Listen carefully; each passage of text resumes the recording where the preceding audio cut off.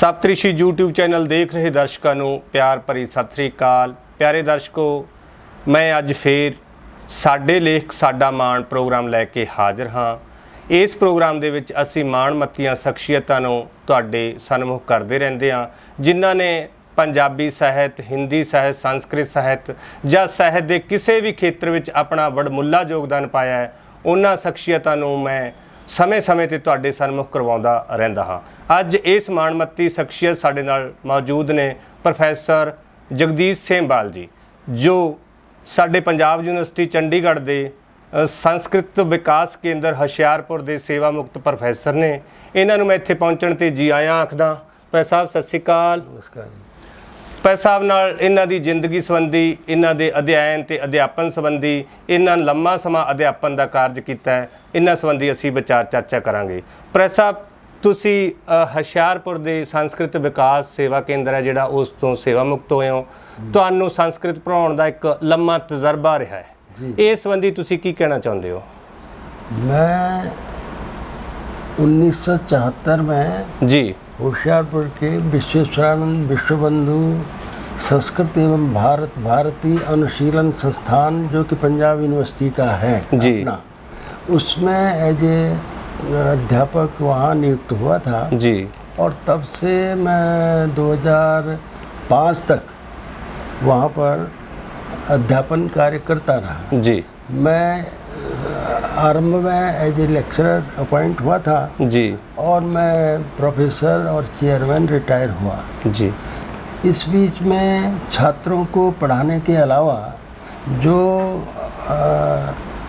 शैक्षिक गतिविधियां हम लोगों ने की हैं जी, उनमें मैंने जो सबसे पहले काम किया था जी, वो गुरु नानक देव जी का महाकाव्य एक लिखा है जी, जो 26 सर्गों में है जी। लेकिन वो प्रकाशित नहीं है। और मैंने कुछ विलास काव्य संग्रह तो प्रकाशित हो गया जी, लेकिन वो 10 शतक हैं जो विलास के नाम से हैं, जैसे वसंत विलास, मेघ विलास, इंदु विलास, भानुदय विलास, हिमगिरी विलास, विडम्बना विलास, प्रभा विलास, शैलपुत्री विलास, जयपुर विलास और स्वतंत्र भारत विलास। ये 10 विलास काव्य हैं जिनका संग्रह अब दिल्ली विश्वविद्यालय के प्रोफेसर डॉक्टर वेद प्रकाश जी ने प्रकाशित करवाया, मान्यता प्रकाशन से, दिल्ली से ही। उसके अलावा जो बाद में प्रकाशन का कार्य हुआ, जब मैं होशियारपुर से 2014 में यहाँ आ गया जीरकपुर में, तो मेरा परिचय डॉक्टर साहब से हुआ, आपसे। जी जी जी। और आपने भी मेरी 3 पुस्तकें प्रकाशित किए हैं। ਤੁਸੀਂ ਕੁੱਲ ਕਿੰਨੀਆਂ ਕਿਤਾਬਾਂ ਛਾਪੀਆਂ हैं डॉक्टर साहब? प्रकाशित किताबों के रूप में तो मेरी 5 ही पुस्तकें अभी तक प्रकाशित हैं। जो की नाम है उन पुस्तकों के? जो सबसे पहले है वो है योगानुशासन प्रकाश जी। ये योगानुशासन प्रकाश में क्या है कि महर्षि पतंजलि ने जो योगानुशासन एक लिखा है जी, पतंजलि योग सूत्र भी इसको बोलते हैं। जी जी जी। इसमें 4 पाद हैं, यानी 4 पार्ट हैं, और उनके प्रत्येक में कुछ सूत्र हैं। उन सूत्रों को मैंने संस्कृत के श्लोकों में लिख करके लोगों के लिए सहज या सरल बनाने का प्रयास किया है, कि उन सूत्र थोड़ा पढ़ने मुश्किल होते हैं, तो जब वो श्लोक बन जाता है तो उसमें अर्थ स्पष्ट होता है। ऐसा मैंने तो वो भी दिल्ली में परिमल प्रकाशन से वेद प्रकाश जी ने ही प्रकाशित किया है, दिल्ली विश्वविद्यालय में प्रोफेसर है। उसके बाद ये विलास काव्य संग्रह है जो मैंने अभी बताया जी। और यहाँ आपके यहाँ से तो 3 पुस्तकें प्रकाशित हुई हैं। सबसे पहले विष्णु सहस्रनाम पर जो है भगवान विष्णु के 1000 नाम, तो उसमें मेरे मन में ये आया कि एक वस्तु के 1000 नाम कैसे हो सकता है जी, और अगर हैं तो उनका मतलब क्या है जी, उनका अर्थ जानना चाहिए। तो वो अर्थ जानने की दृष्टि से मैंने उनको श्लोकों में लिखना शुरू किया, और ये काम भी मैंने होशियारपुर में आरंभ किया था, लेकिन वो पड़ा हुआ था, छपने का कोई अवसर नहीं बना। तो हमारी लड़की है यहाँ पूनम, पंचकुला में रहती जी जी, उसने मुझे प्रेरित किया कि नहीं, इसको छापना चाहिए, मुझे दे दो, मैं छाप देती हूँ, ये वो। तो उसके कहने से मैं लाया यहाँ। जी जी फिर वो हमारे दामाद हैं जी सर्वेश्वर दत्त जी, सर्वेश्वर प्रसाद जी, जी उन्होंने इसकी सीडी आदि बना करके आपको दी और वो सबसे पहले यहाँ से छपा। फिर दूसरी उसी तरह की शिव सहस्रनाम है, उस पर भी प्रत्येक शिव सहस्रनाम में 1008 नाम है, विष्णु सहस्रनाम में 1000 ही नाम है। और विष्णु उसी शैली पर शिव सहस्रनाम को भी निर्वचन एक एक श्लोक में लिखा और वो हिंदी करके वो भी आपने प्रकाशित किया। उसके बाद महागणपति सहस्रनाम जी को हमने प्रकाशित कराया, वो भी इसी तरह का एक ग्रंथ है। अब जो है मैं सूर्य सहस्रनाम के भी सीडी तैयार है, उसको भी भगवान सूर्य के जो 1000 नाम हैं, उन 1000 नामों में प्रत्येक नाम को एक श्लोक में व्याख्या की गई है। अपनी ओर से व्याख्या करने का प्रयास है कि ये नाम क्यों है। उदाहरण के लिए जैसे सूर्य को सूर्य क्यों बोलते हैं जी, इसमें क्या तर्क है। तर्क तो हमारे संस्कृत में हमारे आचार्यों ने, प्राचीन ऋषियों ने कुछ रास्ते बनाए हैं समझने के लिए। उन्होंने कहा सर्वाणी नामानी आख्यात जानी जी, जो कोई नाम जिसका पड़ता है उसके अंदर कोई न कोई क्रिया होती है, और क्रिया के कारण क्या होता है, नाम होता है। तो वो क्रिया कौन सी हो रही है इस पदार्थ में जिसके कारण इसका ये नाम पड़ रहा है। तो ऐसे सूर्य के 1000 नाम का भी अब हिंदी भी करीबी है और 1000 श्लोक हैं उस। तो ये इस तरह से विष्णु सहस्रनाम, शिव सहस्रनाम, महागणपति सहस्रनाम और सूर्य सहस्रनाम, तो 4000 श्लोक तो हो गए। अब मैं आगे सोच रहा हूँ कि माता रानी का भी एक सहस्रनाम, वैसे तो माता रानी के कई सहस्रनाम हैं, लेकिन एक सहस्रनाम किसी पर कोई एक नाम लेकर के और उस सहस्रनाम पर ਵੀ ਇਸੀ ਢੰਗ ਦਾ। ਪ੍ਰੋਫੈਸਰ ਸਾਹਿਬ, ਤੁਸੀਂ ਇੱਕ ਸਮਰਪਿਤ ਅਧਿਆਪਕ ਹੋ ਜਿਹੜੇ ਪੇਸ਼ੇ ਨੂੰ ਪੂਰੀ ਇਮਾਨਦਾਰੀ ਨਾਲ ਸਮਰਪਿਤ ਨਾਲ ਲੱਗੇ ਹੋਏ ਹੋ। ਤੁਸੀਂ ਸੇਵਾ ਮੁਕਤੀ ਤੋਂ ਬਾਅਦ ਵੀ ਇਹ ਅਧਿਆਪਨ ਦਾ ਕਾਰਜ ਹੈ ਜਿਹੜਾ ਅਧਿਆਪਕ ਹੋਣ ਦਾ ਉਹ ਫਰਜ਼ ਅਦਾ ਕਰ ਰਹੇ ਹੋ। ਮੈਨੂੰ ਪਤਾ ਲੱਗਿਆ ਕਿ ਤੁਹਾਡੇ ਕੋਲ ਜੋ ਵੀ ਬੱਚੇ ਆਉਂਦੇ ਆ, ਕੋਈ ਸਿੱਖਣਾ ਚਾਹੁੰਦਾ ਹੈ, ਤੁਸੀਂ ਉਹਨੂੰ ਬਿਲਕੁਲ ਫ੍ਰੀ ਸੇਵਾ 'ਚ ਸੰਸਕ੍ਰਿਤ ਸਿਖਾਉਣ ਦਾ ਜ਼ਿੰਮਾ ਲੈਂਦੇ ਹੋ। ਇਸੇ ਤਰੀਕੇ ਤੁਹਾਡੇ ਹੁਣ ਕੀ ਪ੍ਰੋਜੈਕਟ ਨੇ? ਤੁਹਾਡੀ 77 ਸਾਲ ਦੇ ਕਰੀਬ ਉਮਰ ਹੈਗੀ ਹੈ, ਕੀ ਤੁਸੀਂ ਅੱਜ ਕੱਲ੍ਹ ਵੀ ਪੜ੍ਹਨ ਦਾ ਰੁਝਾਨ ਉਸੇ ਤਰ੍ਹਾਂ ਰੱਖਿਆ ਹੋਇਆ ਹੈ? ਕੋਈ ਨਵੇਂ ਤੁਹਾਡੇ ਡ੍ਰੀਮ ਪ੍ਰੋਜੈਕਟ ਕੀ ਨੇ ਜਿਹੜੇ ਤੁਸੀਂ ਚਾਹੁੰਦੇ ਹੋ ਵੀ ਜਿੰਨੀ ਪਰਮਾਤਮਾ ਨੇ ਸਾਹਾਂ ਦੀ ਪੂੰਜੀ ਬਖਸ਼ੀ ਹੈ ਉਸ ਦੌਰਾਨ ਤੁਸੀਂ ਕਿਹੜੇ ਪ੍ਰੋਜੈਕਟ ਹੈ ਜਿਹੜੇ ਉਹ ਮੁਕੰਮਲ ਕਰਨੇ ਚਾਹੁੰਦੇ ਹੋ? हाँ, मैंने जैसे अभी बताया आपको कि माता रानी का सहस्रनाम जी पूरा करने के बाद मैं संस्कृत व्याकरण का जो है, जो महर्षि पाणिनि का मूल रूप से है अष्टाध्यायी, उसके विशिष्ट शब्दों का एक कोश बनाना चाहता हूँ ताकि लोगों को, आगे पढ़ने वालों को सरलता हो। तो उस ढंग का भी दिमाग में है। देखो सब चल रहा है, संपन्न होता है नहीं होता है तो ईश्वर के हाथ में है।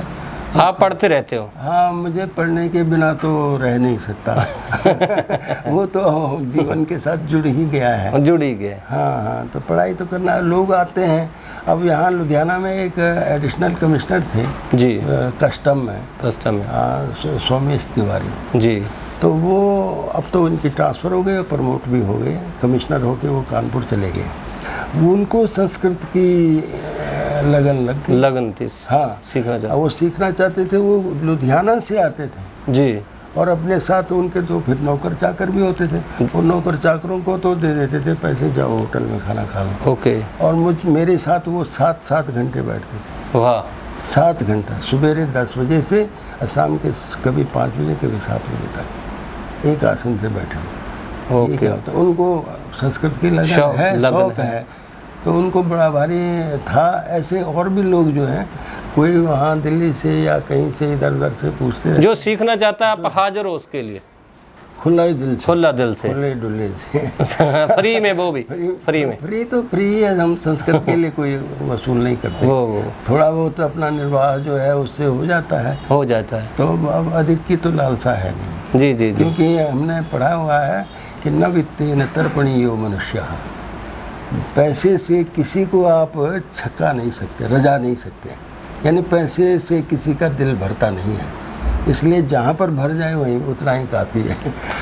ਪਰ ਸਾਹਿਬ ਤੁਹਾਡੇ ਤੋਂ ਵੀ ਬੜੀ ਮੁੱਲਵਾਨ ਸਿੱਖਿਆ ਮਿਲਦੀ ਹੈ ਕਿ ਜਿਵੇਂ ਅੱਜ ਦੀ ਦੌੜ ਦਾ ਉਹ ਦੌੜ ਹੈ ਉਹਦੇ ਵਿੱਚ ਬੜੀ ਸਬਰ ਵਾਲੀ ਗੱਲ ਹੈ ਕਿ ਤੁਸੀਂ ਉਹ ਅਧਿਆਪਕ ਹੋ ਜਿਨ੍ਹਾਂ ਨੇ ਆਪਣੇ ਆਪ ਨੂੰ ਸਬਰ ਸੰਤੋਖ 'ਚ ਬੰਨ੍ਹ ਲਿਆ ਵੀ ਜੋ ਹੈ ਬਹੁਤ ਹੈ ਜੀ ਜੀ ਜੀ ਨਹੀਂ।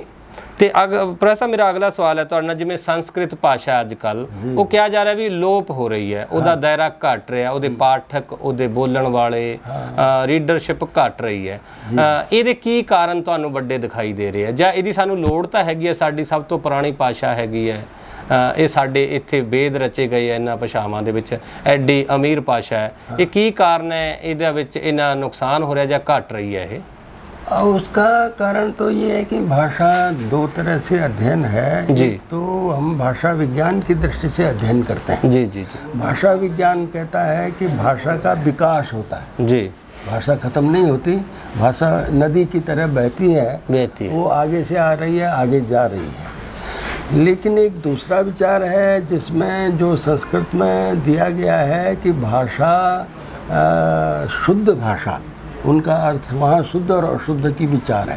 भाषा विज्ञान में अशुद्ध नहीं होता कुछ, ओके, कोई भी मिस्टेक नहीं होती। अच्छा, जो शब्द जैसा है वैसा ही शुद्ध माना जाता है अगर अर्थ बोल रहा है। ओके। संस्कृत में ऐसा नहीं है। संस्कृत में अर्थ बोलने पर भी भाषा को, शब्द को शुद्ध और अशुद्ध का विचार है। जी। तो वो कहते हैं कि शुद्ध शब्द का प्रयोग करना वो पुण्यजनक होता है, ओके, उससे पुण्य होता है। अशुद्ध शब्द बोलने से पाप लगता है। वाह। इसलिए उन्होंने इस बात के लिए वो बड़े सतर्क हैं। अब हमारा जितना प्राचीन साहित्य है भारत में, जी, जो भी है और जिस भी लिपि में लिखा गया है जी। वो संस्कृत से जुड़ा हुआ है। संस्कृत, अब भले ही पंजाबी हो, गुजराती हो, बंगला हो, और कोई तमिल, तेलुगु, कन्नड़, मलयालम जो भी है वो सब संस्कृत से जुड़ी हुई है। जी जी। संस्कृत से अलग हो के वो जीवित नहीं रह सकती।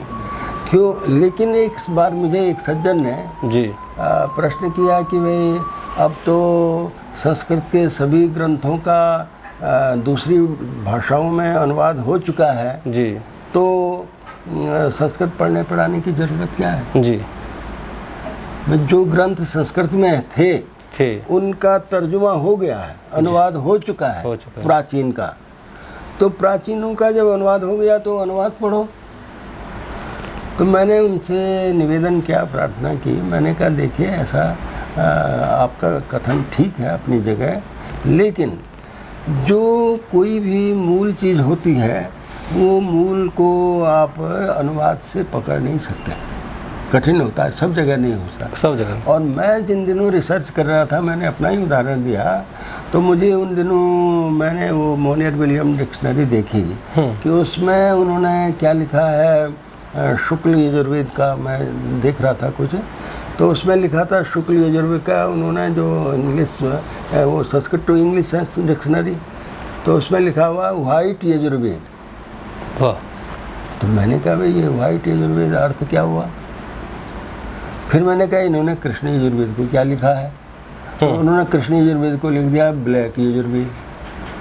तो ये बात जो है उससे क्या है कि वो सेंस नहीं आती जो शुक्ल यजुर्वेद शब्द में है, ओके, और जो कृष्ण यजुर्वेद शब्द में जो अर्थ है वो इन शब्दों में नहीं आ रहा है जी। वो परंपरा। अच्छा, इसका मतलब उन्होंने गलती की है ऐसा नहीं है, उन्होंने तो डिक्शनरी देखी और लिख दिया। उन्होंने तो कृष्ण का अर्थ देखा, लिख दिया, शुक्ल का अर्थ देखा, लिख दिया। लेकिन जब तक आदमी परंपरा से परिचित न हो तब तक ऐसा ही होगा, और परंपरा का ज्ञान मूल ग्रंथों के अध्ययन से होगा। शुक्ल और कृष्ण यहाँ केवल कलर के वाचक नहीं है। ओके। शुक्ल और कृष्ण जो है वो एक गतियाँ है, देवयान पितृयान का मतलब है। जी। महाभारत की कथा आपको मालूम ही होगी। जी जी जी। कि भीष्म पितामह जो थे वो दक्षिणायन में सरसैया पर पड़ गए। उन्होंने कहा मैं प्राण तब त्यागूंगा जब उत्तरायण आएगा। जी। उतनी देर तक पड़े रहे। तो वो क्यों? कि वो कहते हैं अग्नि ज्योति रह शुक्ल षण्मासा उत्तरायणम तत्र प्रियाता गच्छन्ति ब्रह्म ब्रह्म विदो जना धूमो रात्रिस्तथा कृष्ण षण्मासा दक्षिणायणम तत्र चांद्रमसम ज्योति योगी प्राप्य निवर्तते। तो ये शुक्ल कृष्ण का हमारे यहाँ दूसरा कंसेप्ट है। जी। ਅਗਲਾ ਸਵਾਲ ਇਹ ਹੈ, ਤੁਸੀਂ ਪੰਜਾਬੀ ਨਾਲ ਜਿਹੜਾ ਸੰਬੰਧ ਹੈ ਇਹਦਾ ਸੰਸਕ੍ਰਿਤ ਦਾ, ਉਹ ਕਿੰਨਾ ਕਿਵੇਂ ਰਲਦਾ ਮਿਲਦਾ, ਕਿੰਨਾ ਗੂੜਾ ਸੰਬੰਧ ਹੈ ਕਿ ਇਹਨਾਂ ਨੂੰ ਦੋਵਾਂ ਨੂੰ ਕੋ ਮਿਲਾ ਕੇ ਵਿਕਾਸ ਦੀਆਂ ਸੰਭਾਵਨਾ ਤਲਾਸ਼ੀਆਂ ਜਾ ਸਕਦੀਆਂ ਨੇ? हाँ, मैं पंजाब में, मेरा जीवन का अधिक समय तो पंजाब में ही कटा। जी जी जी। और जब मैं पंजाब में आया तो गुरुद्वारों में भी जाता था, और बहुत सारे हमारे साथी जो थे वो ग्रंथ साहब पढ़ने वाले और दूसरे लोग भी थे। जी जी। उनसे परिचय जैसे जैसे हुआ तो मेरे मन में आया कि गुरुओं का चरित्र संस्कृत में लिखना चाहिए। जी। तो मैंने गुरु नानक देव जिसके पहले चर्चा की, वो लिखना शुरू किया था उस समय। ओके। धीरे धीरे लोगों से मिला और पंजाबी भाषा से जब परिचय हुआ तो हमें ऐसा लगता है कि पंजाबी है ही संस्कृत, और ये वो वैदिक संस्कृत है जो कि लौकिक संस्कृत से भी ऊपर है। पंजाबी में देखिए, हम लौकिक संस्कृत में प्राप्त बोलते हैं, पंजाबी में बोलते हैं प्रापत। जी। हम लौकिक संस्कृत में लक्ष्मी बोलते हैं, अब वेद में हम बोलते हैं लक्ष्मी। ओके। श्रीश्च ते लक्ष्मीश्च पत्न्या, हम पत्न्या बोलते हैं। यहाँ पत्न्या बोलते हैं लौकिक में, वहाँ पंजाबी में भी पत्न्या बोलेंगे। जी जी जी। यानी वहाँ आधा अक्षर नहीं बोलते पंजाबी में। पंजाबी में तो वो क्या है, वो वेद का प्रभाव है, वेद से जुड़ी हुई भाषा पंजाबी है। पंजाबी मुझे जो लगा जी। अब जितनी पंजाबी में वाक्य के वाक्य आपको बता सकता हूँ कि वो संस्कृत है कि पंजाबी, आप खुद ही डिफाइन कर दीजिए। जी जी जी। उदाहरण के लिए किसी ने किसी को पूछा कि कदों आया, ये क्वेश्चन है, कदों आया, कदों आया पंजाबी है जी। संस्कृत में बोलेंगे कदानु आया था। ओके। ये तो छूट गया, बाकी तो वही है, वो तो वर्णलोप होता रहता है ना। वो कहता है, उत्तर सुनिए, दिने आया। अच्छा, वो कहता दिने आया, वो दिने आया, उसने जवाब दिया। जब उसने पूछा कदों आया तो उन्हें क्या दिने आया, दिने आया। संस्कृत में बोलेंगे दिने आया था, दिने आया था। तो क्या फर्क है? बिल्कुल। ये संस्कृत है कि पंजाबी है, आप ही फैसला कीजिए। मुझे तो लगता है कि जो पंजाबी है वो संस्कृत ही है, लेकिन पंजाबी बोलने वाले को ये पता नहीं होता, गांव वाले को, जी, कि मैं संस्कृत बोल रहा। अच्छा अच्छा, ये है, बोल रहा होता है शब्द, बोलता वही है, वो बोल रहा है संस्कृत है, लेकिन उसको ये एहसास है कि मैं पंजाबी बोल रहा हूँ। ਪਰ ਸਭ ਤੁਸੀਂ ਇੰਨਾ ਤਾਉਮਰ ਅਧਿਆਪਕ ਕੀਤਾ, ਭਾਸ਼ਾਵਾਂ ਨੂੰ ਇੰਨਾ ਪਿਆਰ ਕਰਦੇ ਹੋ, ਜੁੜੇ ਹੋ, ਉਹਨਾਂ ਦੇ ਖੋਜ ਕਰ ਰਹੇ ਹੋ, ਤੁਸੀਂ ਸਾਡੇ ਦਰਸ਼ਕਾਂ ਨੂੰ, ਪਾਠਕਾਂ ਨੂੰ ਭਾਸ਼ਾਵਾਂ ਦੇ ਪਿਆਰ ਸੰਬੰਧੀ ਜਾਂ ਜੁੜੇ ਰਹਿਣ ਸੰਬੰਧੀ ਕੀ ਸੰਦੇਸ਼ ਦੇਣਾ ਚਾਹੁੰਦੇ ਹੋ? किस बारे में? अभी ਭਾਸ਼ਾਵਾਂ ਨੂੰ ਉਹ पढ़न अध्ययन किद्दां करना? हाँ, अध्ययन ऐसा है कि देखिए, हमारा जो कल्चर है या जो हमारी प्राचीन संस्कृति है जी, इसको, इसमें किसी चीज़ में भेद नहीं है, भेद नहीं, ये अभेद का उपदेश है इसमें। जैसे बोला ना, एक ही ब्रह्म है, एकम सद विप्रा बहुधा वदन्ति, तो वो सब चीज़ में ऐसा है। जी जी जी। भले ही हम उसको अलग अलग, क्योंकि लोग बोलते हैं भाई क्या कोस कोस पर पानी बदले 7 कोस पर बानी। हाँ जी, एक कहावत है ना। जी जी जी। तो थोड़ा डिफरेंस मालूम पड़ता है। देखिए, ऊपरा, इसको हम ऊपरा कह सकते हैं, लेकिन अंतस तत्व सब में एक ही है।